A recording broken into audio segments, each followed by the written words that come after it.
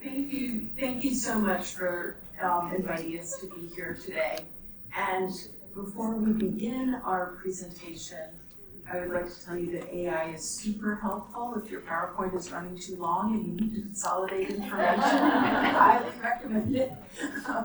I'm Jill Golden. I head up communications at Share, and Winnie Chong, I'm the director of Chinese Share program. Thanks. So Share is actually an organization that is based 3 blocks away, that way. And it's a wonderful organization. It's been around for 49 years. And what it does is if someone is diagnosed with breast or gynecologic cancer, we offer a huge range of support services that can help people at a very vulnerable, very difficult time of their lives. And we also provide education on the ground throughout the New York metropolitan area with information about signs, symptoms, myths, and facts, so that people know what to look for and they get the screenings that they need. And what we also have is a focus on under-resourced communities because, as I'm sure you can imagine, if you get a cancer diagnosis, you don't have insurance, English isn't your first language, you don't come from a super resourced community, everything just becomes exponentially more challenging. And this is this is Jocelyn. Not a perfect example, a challenging example, a wonderful, inspirational human being. But she had immigrated from China by herself to New York. She didn't have any insurance. She didn't realize that she could get free screenings, and she ended up with a breast cancer diagnosis. And this is her story.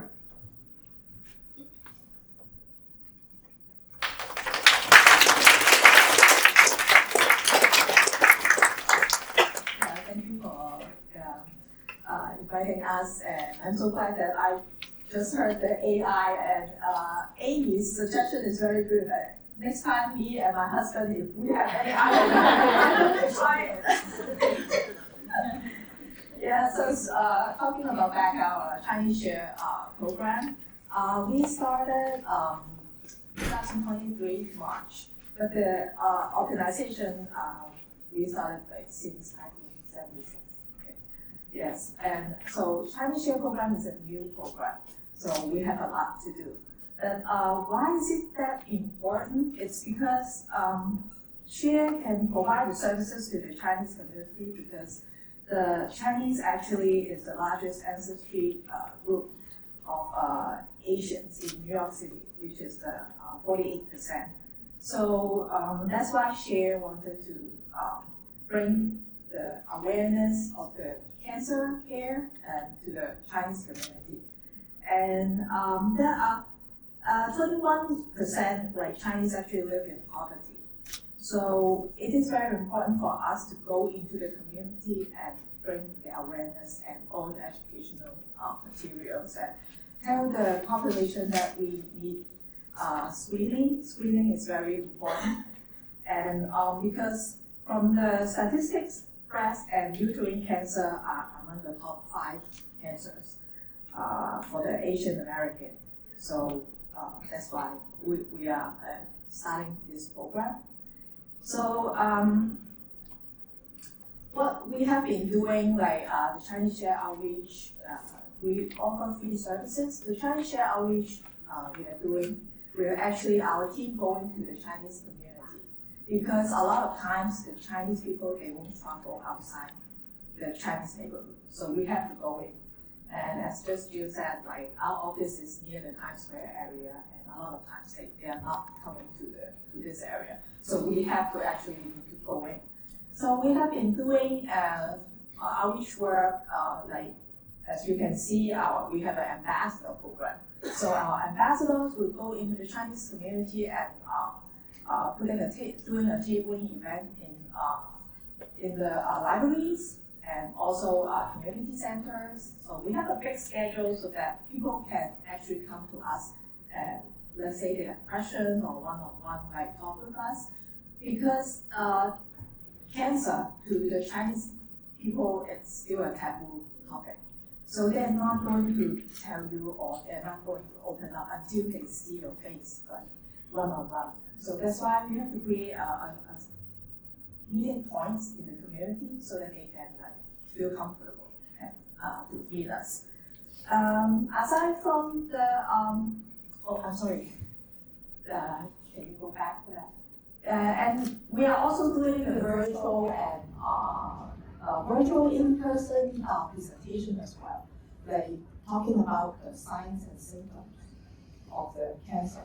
So people will get more information, we'll bring our information which translated into both traditional Chinese and simplified Chinese. Because different areas, they will be different. Like mainland China, they will be like simplified Chinese, and a lot of times like Hong Kong, Macau, Taiwan, it's going to be traditional Chinese. So we translate it into both.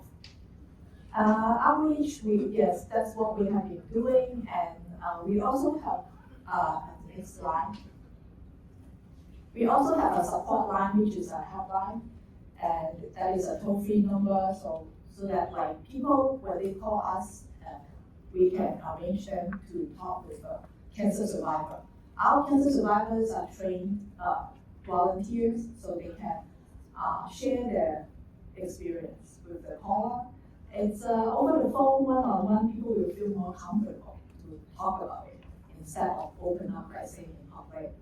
Because a lot of times when I talk with a patient, I usually will talk with them over the support line first, before they are joining our support group. Because support group, because they're not ready to open up to say anything. So once you get the trust, and then they will join the support group. So the helpline is very important. Aside from this, our support line will also provide resources and information to the people in need. So that's our support line. And the other services, which is the next slide. And we are also offering a monthly support group to the patients and also educational programs. And this is monthly. We will invite different speakers, let's say like nutritionists and also physicians that will talk about the health-related topics. And also we have a platform for people, for patients, or cancer survivors, cancer patients. They can have a platform to talk about, to share their experience, to share their pain. Because a lot of times, the patients themselves, what they feel, it's very difficult to explain or to talk with their family members because they never gone through this journey. So it's very so for the support group, it's very important. Like yesterday, we had a support group, and the people sharing, because we have like early stage and late stage patients as well. So they all share their pain. So it's a very powerful group, like showing the people like we care each other. And yes, so the past years we have been like doing this, and we will keep up like our work. And aside from the Chinese Share program, we also have other services, and she was going to say something. Well, we need to acknowledge Janice, who took a tremendous leadership role in developing Chinese Share.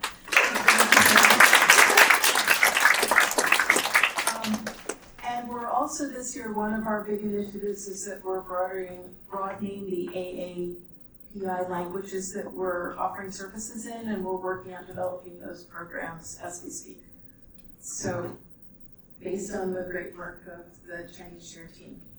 So some of the other things that we offer, the on-demand educational webinars were a happy outcome of COVID, because what happened is we used to have about 4,000 women a year who attended our webinars live. We had to make them virtual when we closed down, and 189,000 women a year throughout the country, and also in several other countries now watch.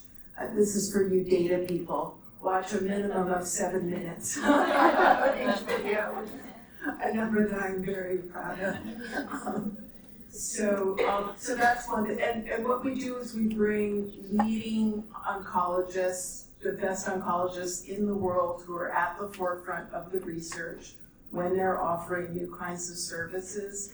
We do our very best to make sure that everyone, whomever they are and wherever they are, understands what services are available, and also that they know how to ask for them and they know what questions to ask and what they can demand. So it's a very important service. We also have novellas. If you want to see us afterwards, we can show you novellas. We can give you a novella. And what novellas do is bring people's experiences with these diseases to life and some of the challenges that they face. So it makes stories about how to overcome obstacles and how to live with disease very, I guess for lack of a better word, colloquial, which is not a colloquial word, but very understandable and relatable. Another thing that 26 years ago, we introduced Latina Share to offer services to Spanish-speaking women. And one of the things that we developed in that context was something called patient navigation. So, for somebody like Jocelyn in the video, who literally had no resources, she had no family here, she hadn't even developed friends when she got her diagnosis. So she was really all alone, she was facing financial toxicity. So this group comes together when there's somebody who needs help. I think we worked with 150 people in the last year, and it's just a comprehensive, get them everything that they need to help them through, which literally can be finding funding for for the services that they need, finding food. One story this year, there was a woman who was in her 60s. She had a disabled son. She really needed Insure because her weight was dropping, but she was feeding her son first. So we literally had to find money for, Insure and have her weight thing, please. She's getting it back, but you can imagine all the services that people need, and this is just a comprehensive way to address that. We have conferences to end health disparities. You are more than welcome to join us at IBM. Thank you, IBM, for your beautiful space. And thank you, Lucy, for getting us the beautiful space. But what we're going to be doing is we're going to be holding our fifth conference now, our fifth live conference to address health disparities. And actually, the patient navigation program was an outcome of one of these conferences. So we try to come away with actions from the conference, from real work streams. We also work with partner organizations throughout the communities we work with to bring these plans to life. And we also do patient research. So we have 2 patient research studies so far. One was very near and dear to my heart, which was the experience of older women when they're diagnosed with breast cancer. You can imagine some of the bias, what do you need a mastectomy for? So it was a very important study, and also for Black women we have a study as well, and we're looking for funding for additional research studies that can help. Don't hesitate to let us know if you have funding for additional research studies. And that's something else like. Yes, Lucy is. So we are talking about AI.